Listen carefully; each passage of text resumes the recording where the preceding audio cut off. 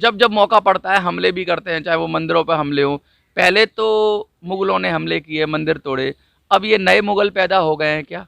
और ये कह रहे हैं कि इनका देश है, हम लोगों का देश नहीं है।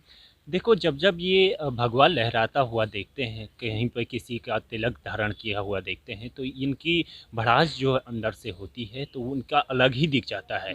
ये ऐसा नहीं है कि ये बीजेपी को देखकर हो या फिर किसी अन्य तमिल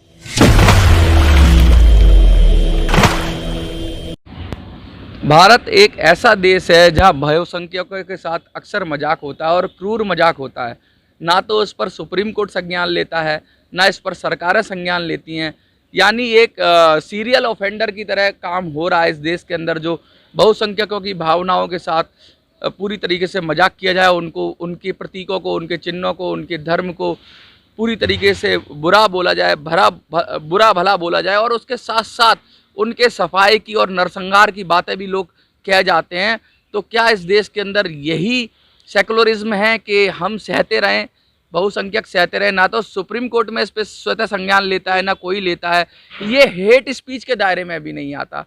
तो आखिर ये आता क्या, ये सोच कैसी? आज ताज़ा घटनाक्रम मैं बता दूं, उदयनिधि स्टालिन है, एम के स्टालिन के बेटे, जो तमिलनाडु के अंदर से उन्होंने एक बयान दिया। उन्होंने कहा कि सनातन धर्म जो है वो डेंगू और मलेरिया की तरह है, और डेंगू और मलेरिया को के साथ हमें संवाद नहीं करना होता, उनको ख़त्म करना होता है।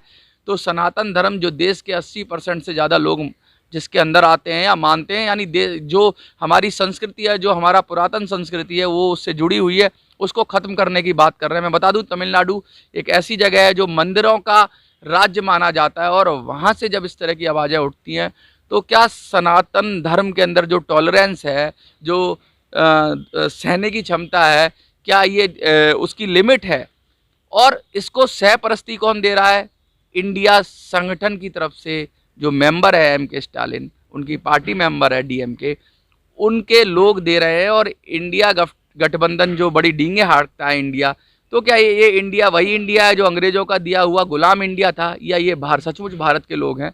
या ये चाहते हैं कि भारत के अंदर से जो भारत की संस्कृति और सभ्यता है उसे ख़त्म कर दिया जाए, और फिर से भारत को गुलाम बना दिया जाए, और फिर से जैसे ईस्ट इंडिया कंपनी आई थी वैसे ही आ जाए? हमारे साथ कुछ लोग हैं और कुछ पत्रकार भी, हम बात करेंगे। सर, क्या नाम है आपका? प्रकाश। प्रकाश जी, क्या लगता है आपको, ये जो बयान दिया गया जिसमें 80% हिंदुओं के या सनातनियों के सफाई की बात की गई, सनातन धर्म के सफाई की बात की गई, कौन ये लोग हैं? और जो गठबंधन है इंडिया, उसका मेंबर है एक पार्टी, अब वो कांग्रेस तो कह रही है कि हमने हमें इससे मतलब कुछ नहीं। भाई, आपके संगठन का मेंबर है, आपके गठबंधन का मेंबर है, मतलब कैसे नहीं है? मतलब तो है। कांग्रेस एक सहयोगी पार्टी डीएमके की रही है, जिसकी बात आप कर रहे हैं, उदयनिधि की। तो सनातन की बात जो उन्होंने की है, सनातन को डेंगू मलेरिया जैसा बताया है उन्होंने। मैं आपको बता दूं कि ये वही पार्टियां हैं जो जनेऊ धारण करते हैं और टी शर्ट के बाहर से जनेऊ धारण करते हैं और अपने आप को जनेऊधारी बताते हैं और पंडित बताते हैं। देखो, सनातन सदियों से चली आ रही है, धर्म और ग्रंथों से बना हुआ है। इसको कोई खत्म ना तो इनकी कर सकता इनकी है। औकात है? नहीं, इनकी कोई औकात नहीं है। और यही चीज़ें आती हैं जब ये चुनाव नज़दीक आते हैं, तो ये इनकी तिलक धारण करते हैं। इनकी मनोदशा क्या है? ये चाहते क्या है भारत के अंदर? ये मतलब जो सनातनी है, जो मानते हैं, उनसे इनका वैर क्या है? ये क्या इनके अंदर अंदर खुन्नस है, दुश्मनी है, जिसकी वजह से ये लगातार इस तरह के बयान देते हैं? और जब जब मौका पड़ता है हमले भी करते हैं, चाहे वो मंदिरों पर हमले हों। पहले तो मुगलों ने हमले किए, मंदिर तोड़े। अब ये नए मुगल पैदा हो गए हैं क्या?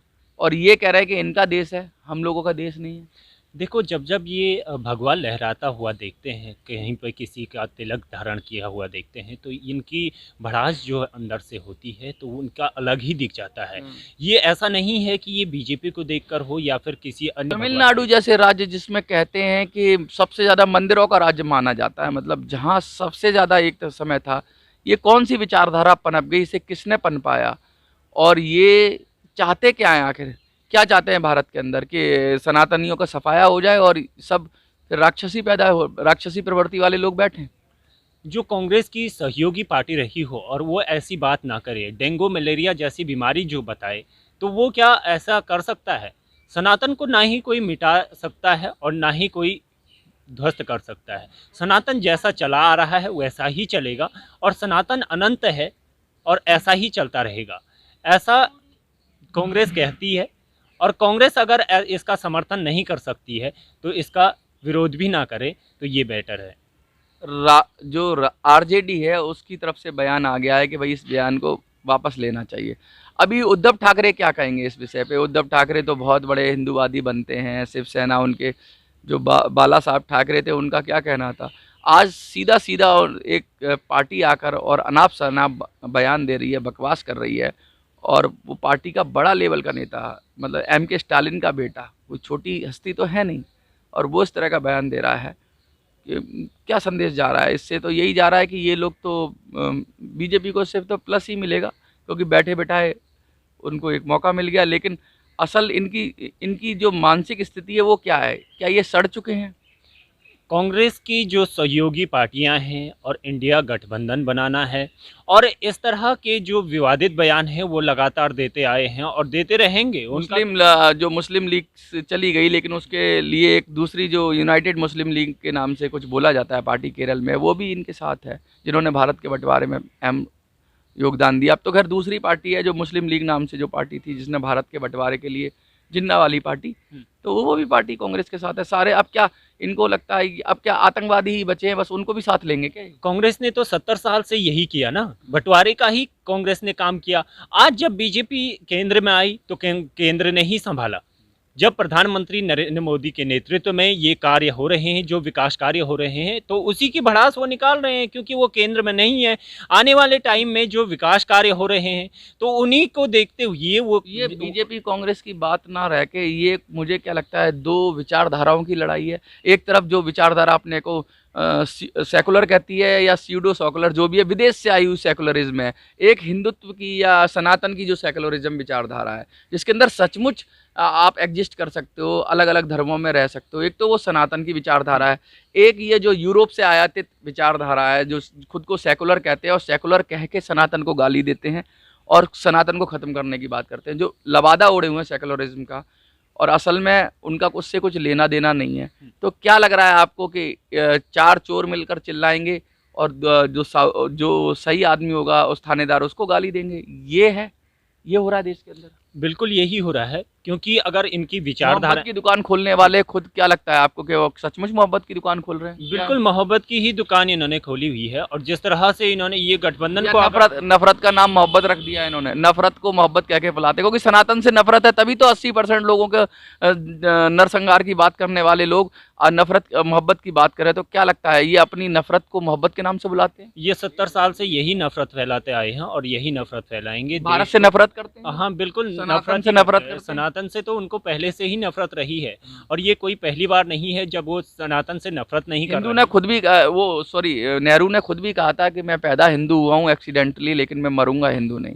तो क्या ये वही बीज है जो सनातन के खिलाफ जो डाला गया, वही बीज अब इतना बट वृक्ष बन गया है कि पूरे देश को डसने वाला है? हाँ बिल्कुल डस रहा है। और वो ये पहली बार थोड़ा ना हो रहा है, पहली बार थोड़ा ना डस रहा है। जब उनकी सरकार थी तब भी तो डस ही रहे थे और अब भी डस ही रहे हैं।